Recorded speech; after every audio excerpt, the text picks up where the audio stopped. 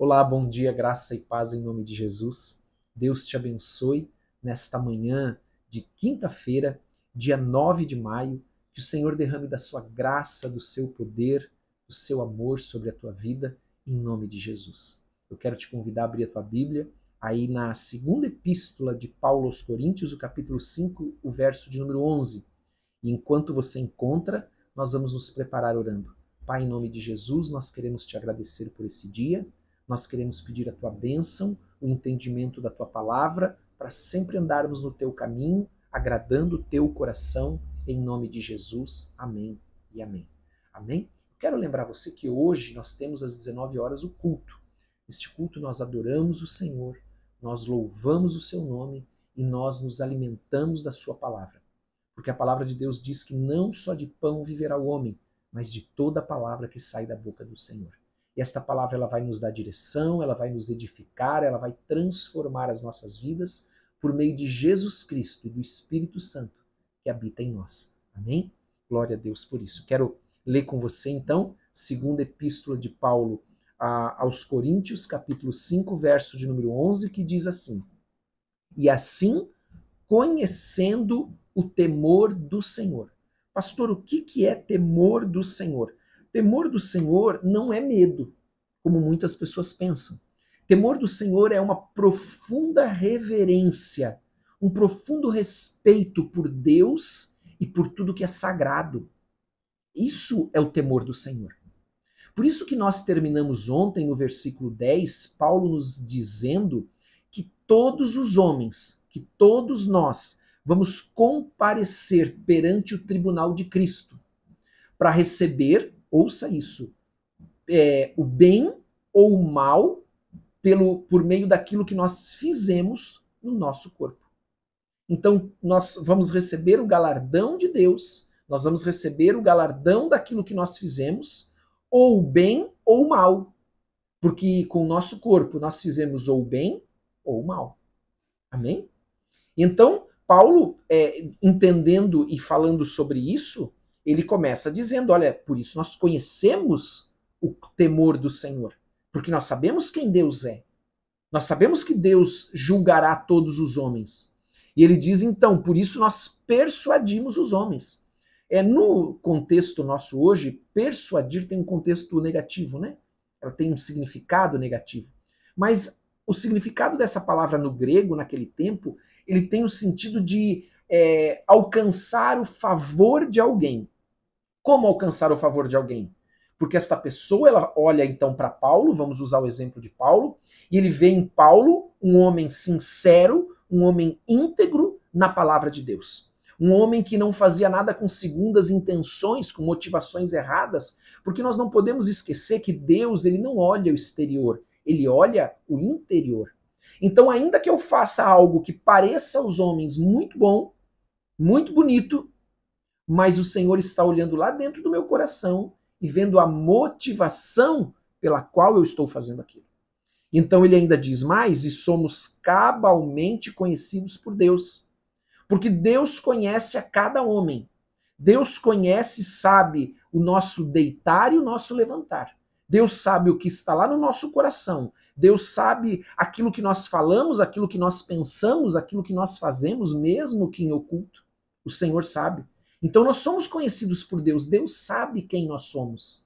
Falamos muito sobre ter o selo do Espírito Santo nesses dias.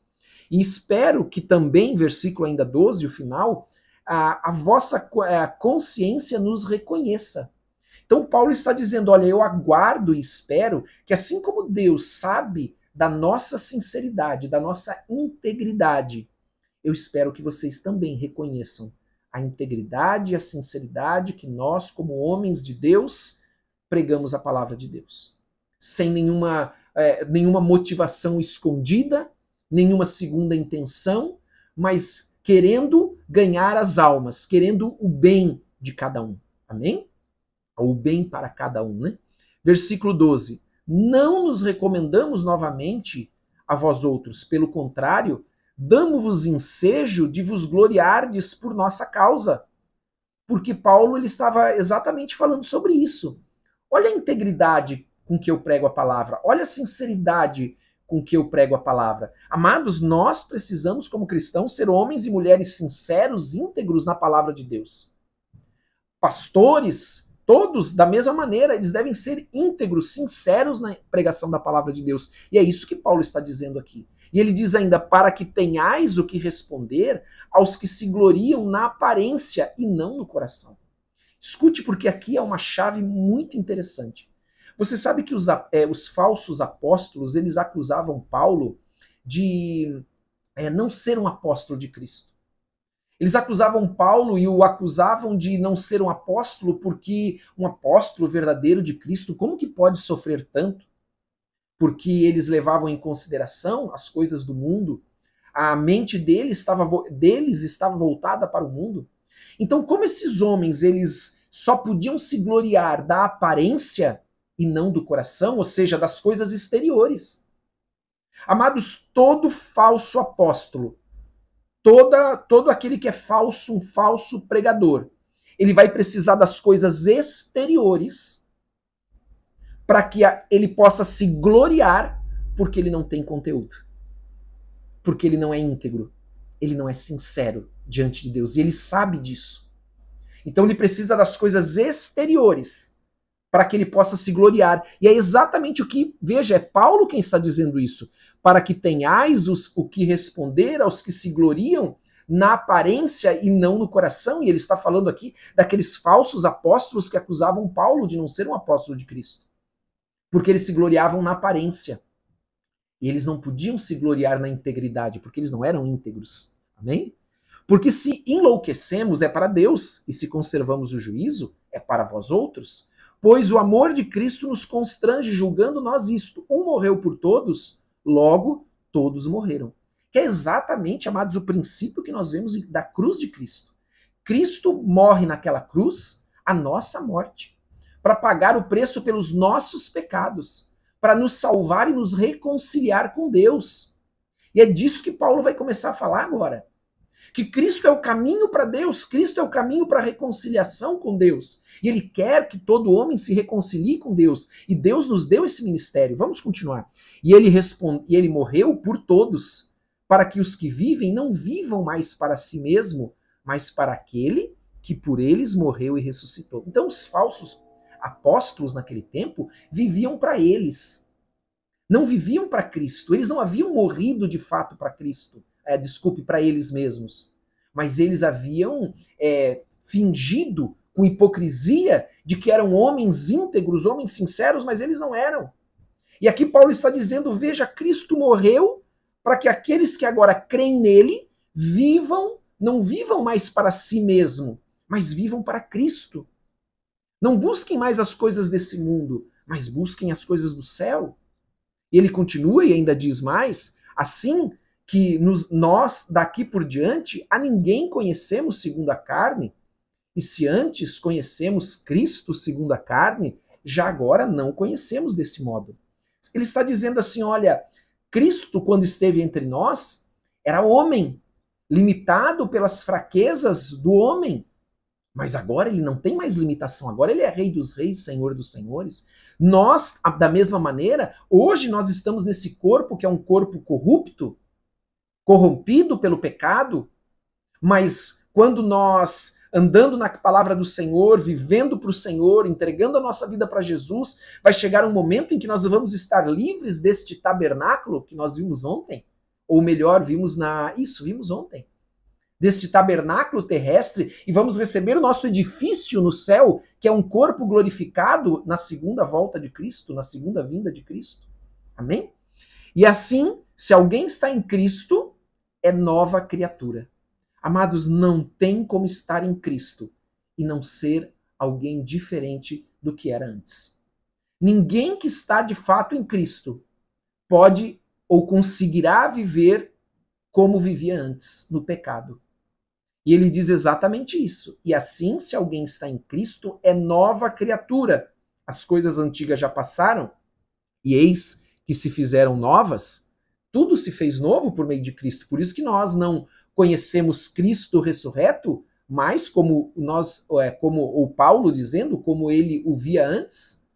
Assim como também nós não podemos mais olhar uns para os outros pela fraqueza da carne simplesmente, mas para aquilo que Deus tem para mim e para você, o propósito de Deus para mim e para você.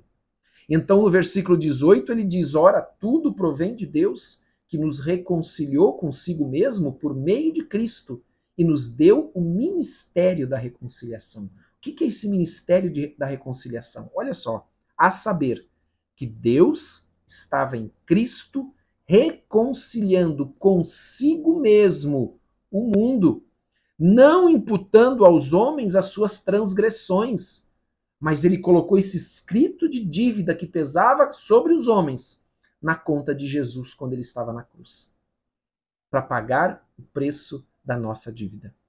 E nos confiou a palavra da reconciliação. A palavra da reconciliação é a mensagem da cruz, que todos nós agora podemos voltar para Deus, temos um caminho aberto para estar de novo diante do Deus Todo-Poderoso, do Deus de milagres, do Deus do impossível, do Deus que fez o céu, a terra, o mar e tudo que neles há.